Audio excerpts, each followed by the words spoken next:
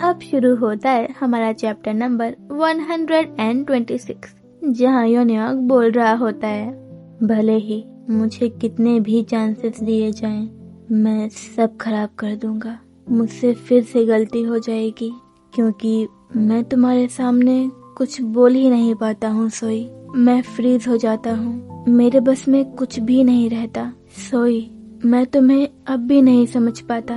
तुम्हें समझना मेरे लिए बहुत मुश्किल है और इस बात से मुझे डर लगता है। इसके बाद हमें अगले सैटरडे का सीन दिखाया जाता है, जिस दिन सोई के ब्लाइंड डेट ने सोई के साथ एक रेस्टोरेंट में जाने का प्लान बनाया था।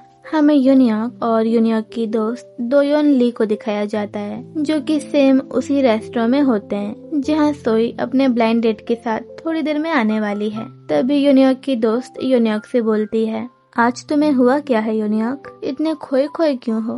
कौन, मैं? हाँ तुम शायद ही मेरी बात को सुन रहे हो, और तुमने मेरी बात का जवाब भी नहीं दिया था जब मैंने तुमसे पूछा कि तुम कब तक मेरा स्टूडियो यूज करने वाले हो। ओह अच्छा, सॉरी। दोयोन आगे बोलती है, तो तुम इस प्रोजेक्ट को खत्म करने के बाद वापस न्यूयॉर्क जा रहे हो? शायद। क्या कहा? शायद? ये कैसा अजीब सा जवाब था। इसके बाद सीन शिफ्ट होता है सोई पर, जो कि सामने से रेस्टोरेंट में आ रही होती है, और योनियोक सोई को देख लेता है एंड ये भी देख लेता है कि सोई किसी लड़के के साथ आई है। एंड योनियोक दोयोन को रिप्लाई करते हुए बोलता है, हाँ मुझे यहाँ से चले जाना चाहिए। दोयोन बोलती है, हाँ ये भी अच्छा जवाब नहीं था। तुम्हारा जवाब सुनकर लग रहा है जैसे तुम जाना ही नहीं चाहते हो। वैसे क्यों? क्या यहाँ कुछ खास है? क्या तुम्हें यहाँ कुछ खास मिल गया है जिसे तुम छोड़कर नहीं जाना चाहते? एंड इस पूरी कन्वर्सेशन के दौरान योनियोक का ध्यान सोई और उस लड़के पर ही होता है। एंड जब वो लड़का सोई के बालों को सहलाने लगता है तो योनियोक वहाँ से अपनी नजरें हटा लेता है और आगे बोलता है, वेल नहीं, अब ऐसा कुछ नहीं है। इसके बाद हमें थोड़ी देर बाद का सीन दिखाया जाता है, जहाँ सोई मन में बोल रही होती है, वाओ आज ये कितना टॉकेटिव लग रहा है, और कल भी मैं से एक भी वर्ड नहीं बोल पाई थी और इसने मुझे सब कह दिया था। इसके बाद हमें कल रात का सीन दिखाया जाता है, जहाँ सोई इस लड़के को मैसेज करके ये बोलना चाहती होती है कि अब से उन्हें नहीं मिलना चाहिए, क्योंकि सोई उसमें इंटरेस्टेड नहीं है। लेकिन सोई ये सब थोड़ा पोलाइटली बोलना चाहती थी ताकि उसे बुरा भी न लगे, और सोई एक बड़ा सा पैराग्राफ लिखकर उसे सेंड करने ही वाली होती है कि तभी इस लड़के का मैसेज आ जाता है एंड तुरंत ही मैसेज सीन भी हो जाता है, क्योंकि ऑब्वियसली सोई इस लड़के की चैट खोलकर बैठी हुई होती है। तभी ये लड़का बोलता है, ओह वाओ, तुमने तो मेरा मैसेज सेंड करते ही देख लिया। क्या तुम भी मुझे मैसेज करने वाली थी? Perfect timing. वैसे मैंने कल के लिए उस रेस्टोरेंट में रिजर्वेशन ले लिया है। रिव्यूज के अकॉर्डिंग वहाँ की कपल मॉकटेल बहुत बढ़िया होती है। सो मुझे लगता है कि मैं तुम्हें कुछ रिकमेंड कर सकता हूँ जो तुम्हें शायद पसंद आएगी। अरे हाँ, वहाँ एक ड्रेस कोड भी है, इसीलिए मैं थोड़ा अच्छे से तैयार होकर आऊंगा। And I hope same from your side. Anyways enjoy the rest of your night, bye bye. और सोई एकदम शॉक में होती है क्योंकि वो तो कुछ बोल ही नहीं पाई। इसके बाद हमें अगला सीन दिखाया जाता है, जहाँ सोई सोने जा रही होती है। कोई बात नहीं, मैं उससे ये कल बता दूंगी। वैसे भी अभी सही टाइम नहीं था। इसके बाद हम प्रेजेंट स्टोरी में वापस आते हैं, जहाँ सोई अपने मन में बोल रही होती है, अरे नहीं, मैं वो बात इसे कैसे बोलूं, ये तो बहुत खुश लग रहा है। तभी इस लड़के का फोन बजने लगता है। ओह एक्सक्यूज मी, मैं ये फोन कॉल रिसीव करके आता हूँ। हाँ जाइए ना प्लीज। हेलो। ठीक है, जब ये वापस आएगा मैं किसी भी हालत में से बोल दूंगी। एंड तभी सोई की नजर योनियोक पर जाती है, जो कि एक लड़की के साथ बैठा हुआ होता है, जिसे सोई उसकी गर्लफ्रेंड समझ लेती है। व्हाट द हेल, योनियोक यहाँ पर है और उसके बगल में वही लड़की बैठी है। ओह, मैं ये कैसे भूल गई थी, योनियोक की तो गर्लफ्रेंड है।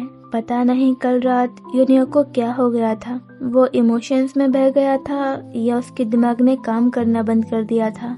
लेकिन कल रात मुझे सच में लगा था जैसे वो मुझे अभी भी पसंद करता हो। और सोई कल वाली कन्वर्सेशन याद करने लगती है कि कई बार पूछने पर भी यूनियोक ने सोई को कुछ नहीं बताया था और बिल्कुल चुप था। और ये सोचकर सोई मन में बोलती है, लेकिन मुझे लगता है मैं गलत हूँ और तुम्हें कल रात किस करने के बाद खुद किसी के साथ डेट पर आकर मुझे कोई हक भी नहीं होता कि तुमसे कोई सवाल करूं यूनियोक। लेकिन एक बात तो बहुत साफ है कि तुम्हारे मन में मेरे लिए 1% भी रिस्पेक्ट नहीं है ना यूनियोक गो। इसके बाद सीन शिफ्ट होता है सोई के ब्लाइंड डेट पर, जो कि अपने किसी फ्रेंड से बात कर रहा होता है।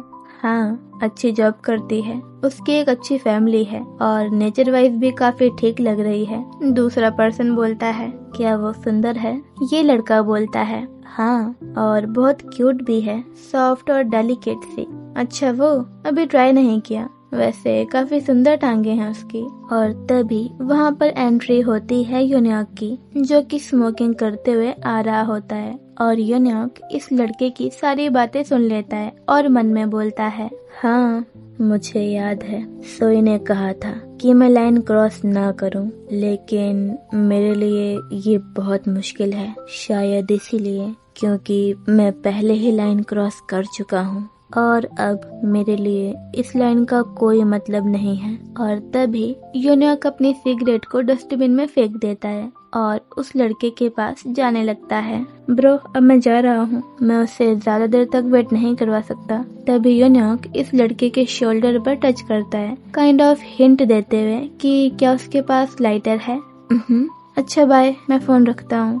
तभी यूनियोक इस लड़के से बोलता है, do you have a lighter? और ये लड़का अपना लाइटर निकाल कर यूनियोक की सिगरेट लाइट अप करने लगता है। एंड इसके बाद यूनियोक वॉल से टिक कर खड़ा हो जाता है और इस लड़के से बोलता है, उसे पसंद करते हो? ये लड़का नर्वस होते हुए बोलता है, हाँ, किसे? यूनियोक बिना कुछ बोले इस लड़के की तरफ देखने लगता है। तभी ये लड़का बोलता है, तुमने मेरी सारी बात सुन ली ना? वैसे क्या तुम उसे जानते हो? यूनियोक आसमान की तरफ देखते हुए बोलता है, हाँ, शायद तुमसे कहीं ज्यादा जानता हूँ। इसके बाद हमें सोई को दिखाया जाता है, जो बहुत देर से अपने ब्लाइंड डेट के आने का वेट कर रही होती है, लेकिन 7:20 से 7:45 भी हो जाते हैं, लेकिन वो वापस नहीं आता एंड वो बस एक फोन कॉल पिक करने गया था। तभी सोई पलटकर यूनियोक की टेबल की तरफ भी देखने लगती है, लेकिन वहाँ पर यूनियोक नहीं होता। वो लड़की यानी कि यूनियोक की दोस्त अकेली बैठी हुई होती है एंड ये देखकर सोई मन में बोलती है, क्या वो चला गया उसे अकेला छोड़कर? तभी सोई के फोन में एक मैसेज आता है और सोई जल्दी से चेक करने लगती है और ये मैसेज होता है सोई के ब्लाइंड डेट का। एंड इस मैसेज में लिखा हुआ होता है, मुझे माफ करना, लेकिन मैं पहले जा रहा हूँ क्योंकि लगता है तुम और तुम्हारे एक्स के बीच में चीजें ढंग से खत्म नहीं हुई हैं। सच कहूँ तो मुझे काफी गुस्सा आ रहा है क्योंकि मुझे तुम सच में पसंद थी। मैं तुम्हें सच में जानना चाहता था और चीजों को लेकर सीरियस भी था, बट आई गेस तुम सेम फील नहीं करती हो। देखो, मैं कोई ऐसा लड़का नहीं हूँ जिसे ब्लाइंड डेट पर जाने में मजा आता हो, या इसीलिए जाता हूँ क्योंकि मेरा एक्स के साथ झगड़ा हुआ हो। अगर कुछ नया शुरू करो तो एटलीस्ट तुम्हें सामने वाले इंसान के साथ ट्रू होना चाहिए, ताकि हम एक दूसरे पर फोकस कर पाएं, एक दूसरे को जान पाएं। मैं खुद ही मैच मेकर को बता दूंगा, टेक केयर। एंड ये मैसेज पढ़कर सोई मन में बोलती है, हाँ, ये सब क्या बोल रहा है? क्या इसने मुझे अभी अभी डिच कर दिया और मुझे बिल के साथ अकेला छोड़कर चला गया? और सोई उस लड़के को कॉल करने लगती है, लेकिन वो फोन भी नहीं उठाता। अब तो ये फोन भी नहीं उठा रहा। तभी यूनियोक रेस्टोरेंट में वापस आता है और मन में बोलता है, मैं ऐसे दिखाना चाहता हूँ जैसे कुछ हुआ ही ना हो। मैं सेल्फिश बन के ऐसे प्रिटेंड करना चाहता हूँ जैसे मैंने कोई लाइन क्रॉस की ही नहीं। मैं वो सीक्रेट्स, वो गिल्ट सब कुछ भुलाकर बस तुम्हारे पास रहना चाहता हूँ सोई, एकदम बेशरम होकर। इसके बाद सीन शिफ्ट होता है सोई पर, जो कि बिलिंग काउंटर पर खड़ी हुई होती है और उसे पता चलता है कि किसी और ने उसके बिहाफ पर पे कर दिया है। और सोई कंफ्यूज होकर बोलती है, हाँ, क्या बिल पहले ही पे कर दिया? वो एम्प्लॉय बोलती है, हाँ, आपने सही कहा मैम। सोई बोलती है, पर ऐसा कैसे हो सकता है? वो एम्प्लॉय बोलती है, मैम, आपके रूम और टेबल का बिल पहले ही पे हो चुका है। क्या रूम? वैसे क्या आप मुझे बता सकती हैं कि मेरी जगह किसने पे किया? वो एम्प्लॉय बोलती है। I am so sorry ma'am, मैं आपको ये नहीं बता सकती, हमारी प्राइवेसी पॉलिसी की वजह से। आई होप आप समझेंगी। What the hell? आखिर ये कौन होगा? एंड सोई वहाँ से जाने लगती है कि तभी फिर से सोई की नजर यूनियॉक पर जाती है और सोई अपना फेस छुपाने लगती है और मन में बोलती है, उसने मुझे देख लिया होगा, है ना? इसके बाद हमें अगला सीन दिखाया जाता है जहाँ सोई कॉरिडोर के थ्रू वहाँ से जा रही होती है और सोई काफी इरिटेट भी होती है कि आखिर कौन है जिसने उसकी जगह बिल पे किया है। आखिर किसी को क्या पड़ी है जो मेरा बिल पे करेगा? क्या उसके लिए पैसे पेड़ पर उगते हैं? हाँ।